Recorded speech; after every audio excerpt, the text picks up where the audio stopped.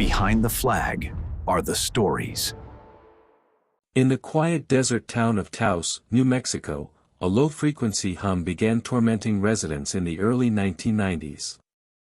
It wasn't just noise, it was inside them. For some, it caused nausea and insomnia. For others, madness. Local retiree Helen Carver, once a peaceful artist, now paces her adobe home, clutching her ears. "It follows me," she whispers, "even in my dreams." What no one knew, was that it had a source, buried deep beneath the earth. 3 nights after Helen's breakdown, a black SUV appeared outside her home, engine off, no headlights, just sitting in silence. Inside, a man in a dark suit and sunglasses stared at her door without blinking. Locals claimed they'd seen him before, always before someone vanished. Helen stepped outside to confront him, but as she did, the hum intensified, pressing against her skull like a vice. The man just smiled, and drove away without a word. Helen couldn't sleep. The hum was louder now, vibrating the windows and gnawing at her sanity. She wandered into the desert barefoot, drawn by a force she couldn't name. The sagebrush trembled though there was no wind. A voice, faint, metallic, seemed to rise from the sand itself, whispering coordinates. When she blinked, she saw faint shapes, figures watching her from behind the rocks. They were too tall, too still, and not entirely human.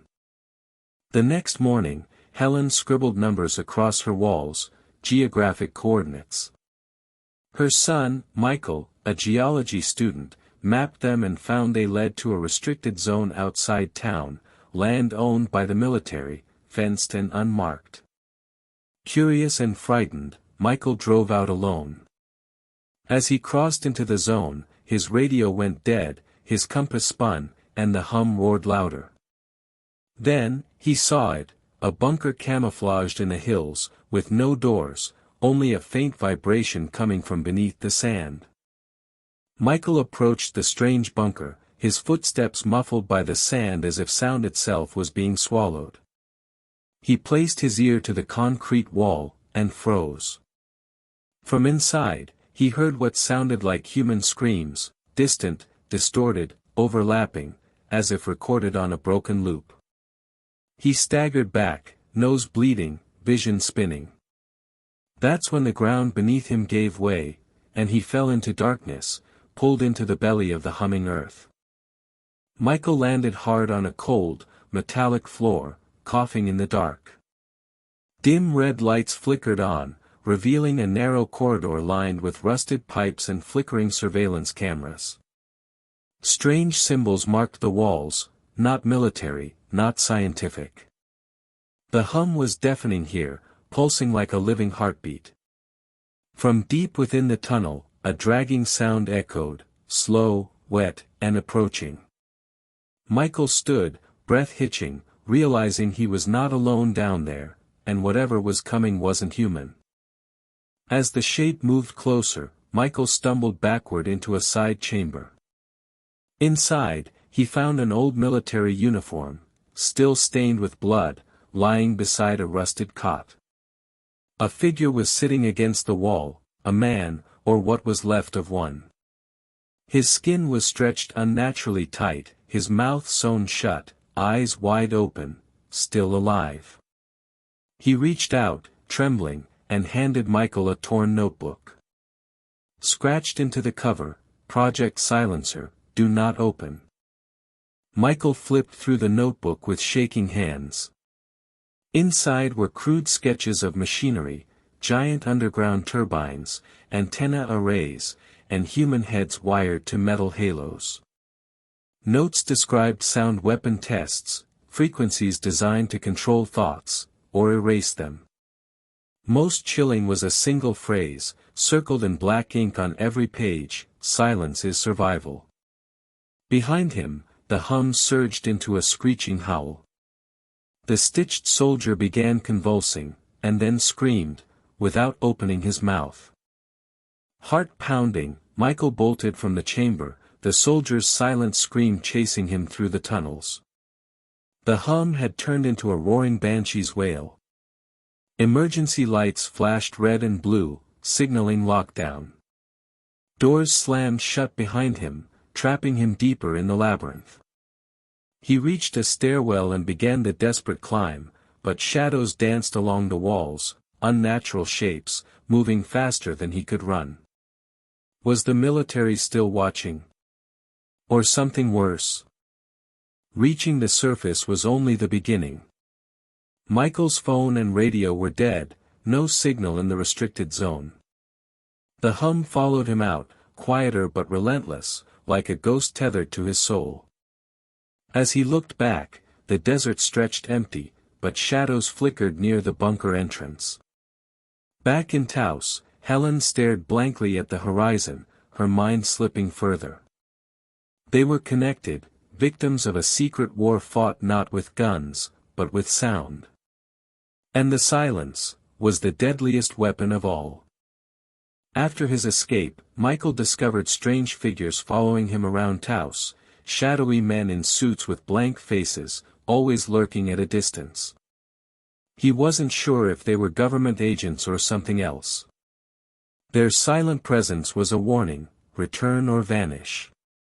The hum had tied him to the secret forever, and his every move was monitored by invisible eyes. The hum wasn't unique to Helen and Michael. Across Taos, dozens reported headaches, sleepless nights, and strange visions. Some formed secret support groups, others vanished without explanation. The town was a quiet battlefield, a place where reality blurred, and everyone lived under the constant pressure of a sound they couldn't escape. Despite countless complaints, military officials denied any experiments or unusual activity. Official statements called the hum a psychological phenomenon or natural seismic noise. But whistleblowers told a darker story, a hidden base where sonic weapons were tested, where human subjects were experimented on, and silence was enforced through terror. Dr. Alan Richter, a former acoustic engineer, vanished after leaking documents about Project Silencer. His colleagues said he was obsessed with the hum, convinced it was a weapon designed to control minds.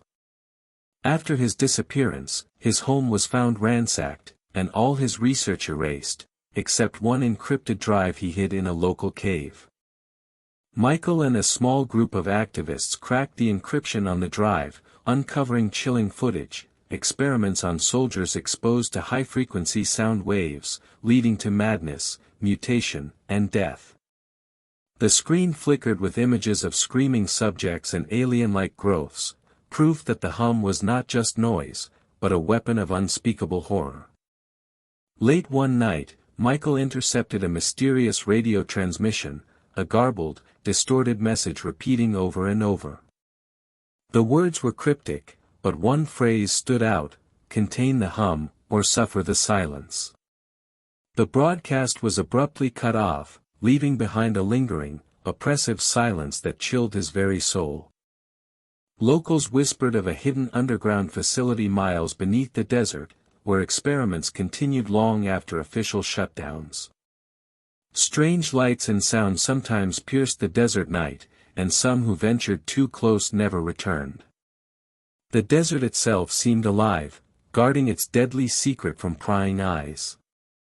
Helen's mind unraveled further. She spoke in riddles about voices from the desert and warnings no one could hear. One morning, her home was found empty, the humming abruptly stopped. Some say she vanished into the desert, swallowed by the sound itself, becoming part of the project's darkest secret. Michael recorded a final video, warning the world of the silent weapon hidden beneath their feet. But his message was met with disbelief and fear. Governments denied, media ignored, and the hum continued, waiting for its next victims. The desert holds its breath, and the hum waits, patiently. Today, the Taos hum remains a mystery, a chilling reminder that some wars are fought not with bullets, but with silence.